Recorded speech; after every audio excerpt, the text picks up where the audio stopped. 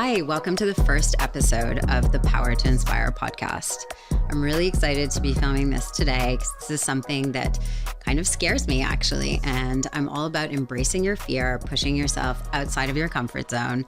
And this is something that I'm doing right now. So hopefully you enjoy it. I will talk a bit about myself, certain successes and failures that I've had, and how I believe it's made me a better person.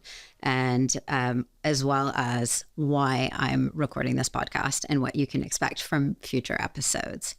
So I am Caroline Desmarais. I am originally from Montreal, Canada. I'm French Canadian, and I had a really great upbringing. Quite unconventional, to be honest, because when I turned 4, my younger brother was born, and he is mentally handicapped. And so that was an upbringing that was certainly unusual. I look at how my kids are growing up today, and it's different from how I grew up. My brother is nonverbal, and growing up with him, I learned to have a lot of compassion towards human beings. I think I learned to communicate nonverbally, so really read cues. I was always told that I was able to tell what my brother needed without him being able to tell us. And it's definitely cultivated a desire inside of me to give back and make the most of my life because he wasn't given that opportunity. So I've always come from the best intentions in my choices and tried to do the best I could to a fault. And I was a people pleaser for so many years of my life. And I've finally been able to free myself of that type of pressure to make everyone else happy. And I'm now at a point in my life where I feel really at peace and really fulfilled. And sharing my journey, I'm hoping, can help someone who is struggling and going through something and understanding that there is a way out and you can move forward. So yes, good childhood, spent a lot of time with family and cousins, and had a great relationship with my brother. And then eventually went away to university in the United States where I studied philosophy. Just before leaving to university, my grandfather, whom I was very close with, gave me a book on meditation. My grandfather was a corporate CEO and then a politician, and not the type of person that you would expect to meditate. He had a bit of a temper and was quite a serious individual. But he did tell me when he gave me that book, please read this book. It's going to change your life. And he said that if there was one thing he could have changed about his own life is that he would have read the book at my age instead of in his 70s. So I went off to university on my own at 18, not really knowing what I was doing, but really excited to be leaving home and have this newfound independence. I've always really loved the concept of freedom and independence. And I read the book, learned to meditate, and started meditating at 18. It has been such an eye-opening practice because it's allowed me to connect with my true self, my spirituality. And it's a foundation that I turn to when things aren't going great, also when things are going well, but particularly when things aren't going well. You can always meditate and find that inner peace and understand that there's a bigger plan and that things will turn out the way they're meant to turn out. So bearing that in mind, I finished university. I then went to law school. I did not like law school at all. This was still in a people pleaser phase. And I felt a lot of pressure to go to law school. My father had gone to law school. A few other people in my family had as well. And I stuck with it, which I'm proud of. I ended up graduating, but believe me, it wasn't without effort. I rarely went to class, did a lot of yoga instead, but studied for the exams and ended up passing, all the while knowing that law was definitely not my passion. And I already started to think at that time, what is it that connects with me? Because by default, law was not something that connected with me. And so I knew there was something else out there. After law school, I got married and I was quite young, 25. I felt pressure to get married already at that age, which looking back now that I'm 41 sounds so crazy to me. And I got married to someone who was extremely nice and from the outside probably was perceived as the perfect situation. But deep down, I felt like this wasn't my person. And so a year later, we chose to get divorced, and we didn't argue much. And it was a very conscious uncoupling. But I then was faced with this new label of divorcee at 26, which I felt ashamed of.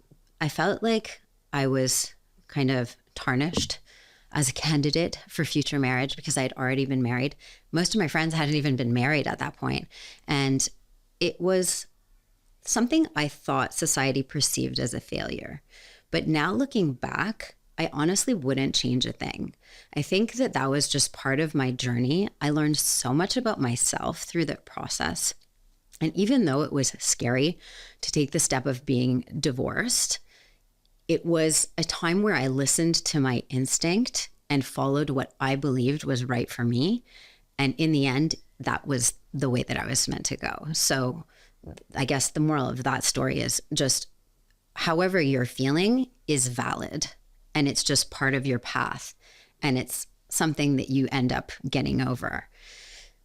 I then went on to work in technology at a tech startup, worked my way up to CEO. I was super proud to be the CEO of a tech company at 30. It was an incredible experience, traveling, pitching to VCs, very rock and roll, high-paced life.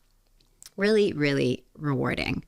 We sold that company and I moved to Bermuda, this small island, and I felt like I found peace. It was such a calm pace of life. I was able to focus back on my spirituality, get in touch with myself. But being 30 as a woman, I was already facing the pressure of having kids. Again, looking back, I shouldn't have felt that pressure, but I did. And I bought into it. It was still this people-pleasing part of me that I was trying to just do the best I could. And I entered into a relationship and we got married relatively quickly, probably within a year. He was a very nice guy. He was sober at the time. And when I got pregnant, sadly, he relapsed and started drinking a lot. It was a really tough time for me because I was pregnant in a foreign country with no family. Thank goodness I had an amazing job in Bermuda. And that was actually my saving grace. And that's something that I do encourage everyone, but especially women, to pursue is their career, because having that financial independence was a source of security for me in my life. Not just financially, but it grounded me because I had a whole community at work, even though I was going through a hard time at home. I was always quite pragmatic, so I thought that things would get better when my daughter was born, and sadly they didn't. She was the most incredible miracle, and she still is. I absolutely adore her. She's 8 now. I hoped that my husband at the time would get sober, and he didn't. And I gave him a year. Again, this is like a bit of how I've operated, as having timelines. So I gave him a year to get his act together, mainly because I didn't want her to grow up in a toxic environment her whole childhood. And at the end of that year, when she turned 1, he still was not doing well. And I don't blame him at all, because addiction is a really tricky topic. I have no doubt that if it was up to him, he would have wanted to get sober and live this amazing life with us. But that just didn't happen. And we parted ways. So here I was, my second divorce, and a single mom. And when I was thinking about how my life was going to turn out when I was a little girl and trying to do everything that everyone wanted me to do and get the right education and have the proper career, I just didn't expect that I would be a single mom in my early 30s. But, you know, life deals you certain cards. And I dug really deep into my personal development at that time and probably read every self-help book, meditated regularly, exercised regularly, really focused on nutrition and nourishing myself well and treating myself with self-love at a time where I felt really quite confused. And I must say, my daughter motivated me to get my act together at that time. I was looking at this beautiful child growing up, and I didn't want to fly off the handles in this bad situation and start going out and drinking a lot or anything like that. People sometimes say that people do after a divorce. I really focused on my habits, cultivating positive habits, focused on my career. And quite quickly, I feel like I got out of a situation where I felt down and rose above the whole thing.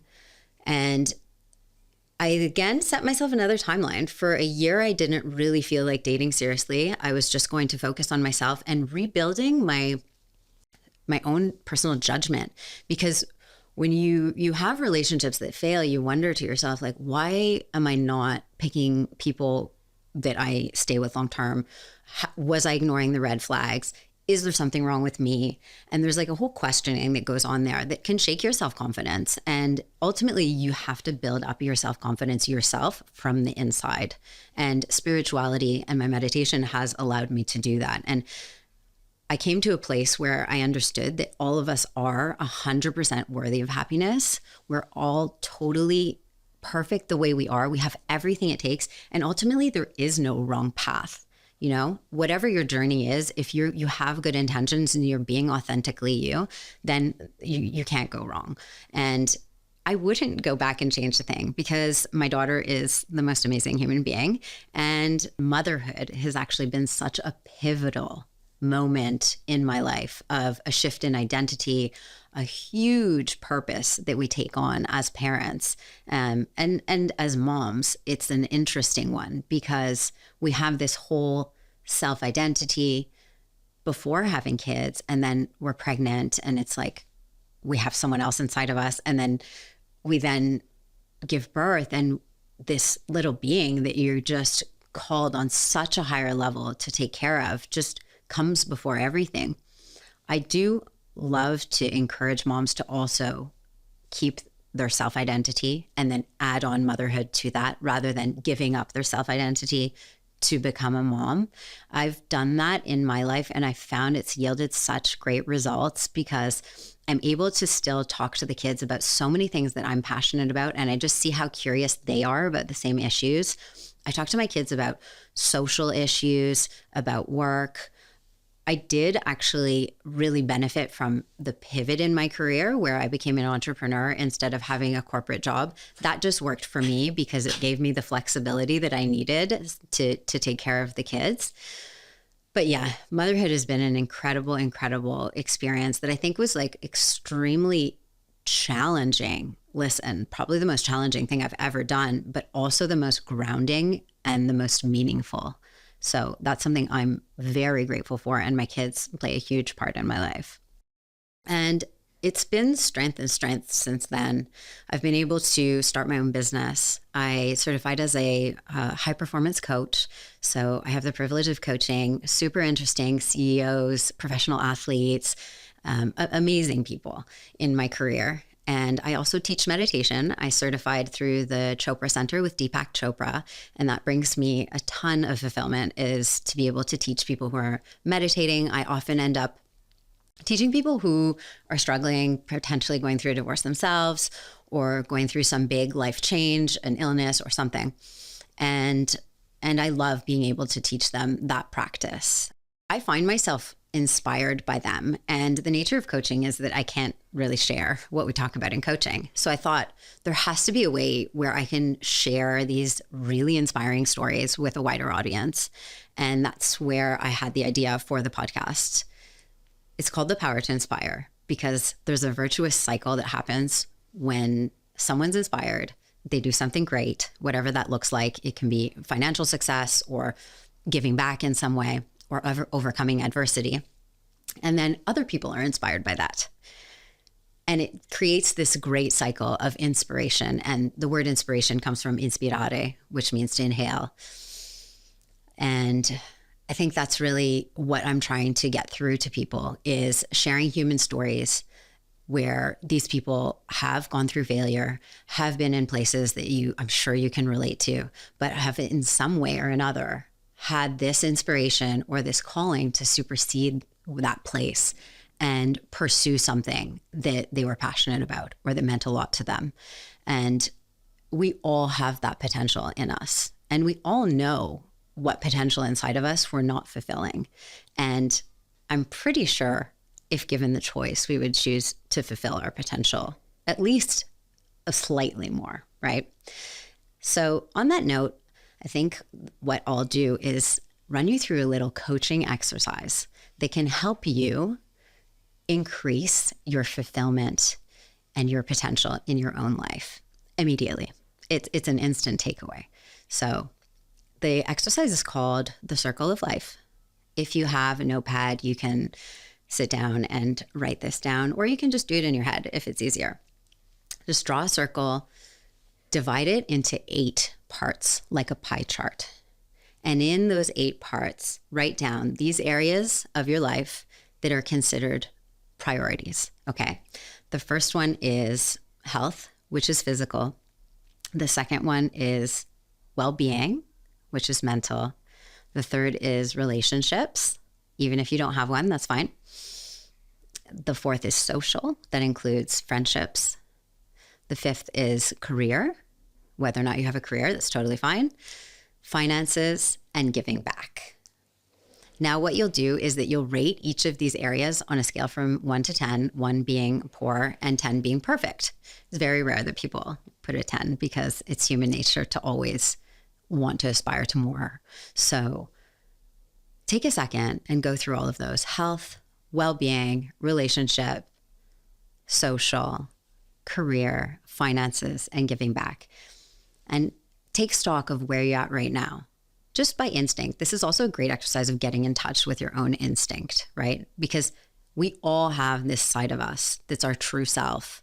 Call it spirit, call it however you want to call it. That's just language. But ultimately, there is a side of us that gives us access to greater wisdom, and that also connects us to all other human beings in the universe. So when you quiet the noise and you ask yourself certain questions and you just start to cultivate that type of honesty with yourself, things really do start to shift. So go through these areas, give yourself your scores, and then take a look and just ask yourself how it makes you feel. And oftentimes you'll realize there are a lot of parts of your life that probably are going better than you thought, because as humans, we have a negativity bias and we focus on things that aren't going well and we worry about them and we spend way too much energy thinking about that. And I'm guilty of it as well. But you can actually train yourself not to think that way. And that comes down to mindset. And it's focusing on where you're going and what's going well. So being grateful for what is going well, and also knowing you have a plan to move forward towards building the life that you dream of.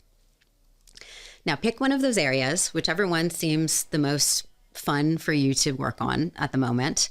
And because this should feel fun, like this shouldn't be doom and gloom. This is you kind of taking a bit of control back in your life and using baby steps to just increase the score in that one particular area. And you can repeat this process in every area, but for now, we'll just focus on that one area. So for example, it might be health, and you may have been at a 6. What can you do in the next 2 to 4 weeks, which is considered a short-term goal, in order to improve that score by 1 point? And just by working towards that, you're calling in momentum in the right direction. And anytime you start to worry, practice thinking about what that circle of life looks like when all of the scores are increased and eventually get to a 10 on 10, because that's something we rarely do as humans, is allow ourselves to daydream like kids do and think about best case scenarios and what that would look like. And the reason we don't do that is often because of limiting beliefs that we've learned throughout our life. I've had plenty of limiting beliefs as well. And, you know, when you start to believe that something's possible, then you're one step closer to achieving it. You have to believe that it is a possibility that something will happen or that any of these scores will increase. So I encourage you to do that. In my own life, in my career, I basically had always said that I wanted to produce film as an end game. And then I caught myself and I was thinking, why do I keep saying as an end game? Like, why don't I just start producing now? And I had no idea how to go about it or what to do. And so I started talking to various people and friends and came across old friends of mine that I hadn't talked to for maybe 10 years who happened to be producing a film on fasting, and they needed some help. And I was able to use my business expertise and even my coaching to help them. And I became an executive producer on the film and produced it last year. And it just showed me that I had been building this up as this like huge lofty goal that I'd have to wait another 10, 20 years before I could finally achieve it. When actually, when I started to believe it's possible, all these opportunities just started coming to me. Another thing that I really love talking about with people, that I'll definitely talk about with the guests that I interview, are daily habits. I find that fascinating because, there's a theory that your habits end up creating your life, right? And there were periods of my life where I wasn't super healthy and I was partying a lot. And I managed to stay afloat and keep going and achieve seeming success, but I knew deep down that I wasn't living a super healthy life. Now I'm at a point where my habits are just my blueprint. I meditate, I exercise in the morning, I journal gratitude almost daily.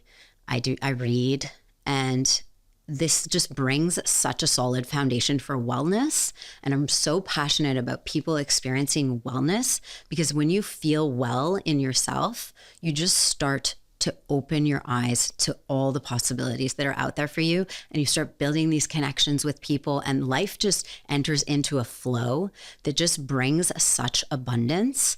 And it can start with something as easy as meditating for 5 minutes in the morning or going for a 20-minute walk. And when you start to see those changes, it's really inspiring and rewarding, actually. I'm sitting here with my dog, Biggie, who is such a Zen pet. So he's helping me on this first podcast. We'll say he's my first guest. And I'm just really looking forward to interviewing super interesting people for you to find out more about. I'm inherently curious about people when I meet them, so I hope that you are too. And it's been such a pleasure introducing myself. I look forward to connecting with all of you in the future. I'll be on socials. We can always answer questions there, bring questions back onto the podcast. I hope this becomes something really organic and interactive. And yeah, I totally encourage you to step out your comfort zone. That's exactly what I'm doing right now. I was really excited to film this episode and slightly scared and nervous in the best possible way. I'm here in my office, and I wish you could see, but I have a whole setup with crew and people filming, and it just feels so surreal to just step out of your comfort zone and do something that you've been dreaming of, and that you just decide, why not? Just be authentically yourself and just follow whatever it is that you're called to do, just because it might be fun and you deserve to experience joy and well-being and abundance in your own life. So thank you so much for your time. I really appreciate it. And I look forward to connecting again in the future.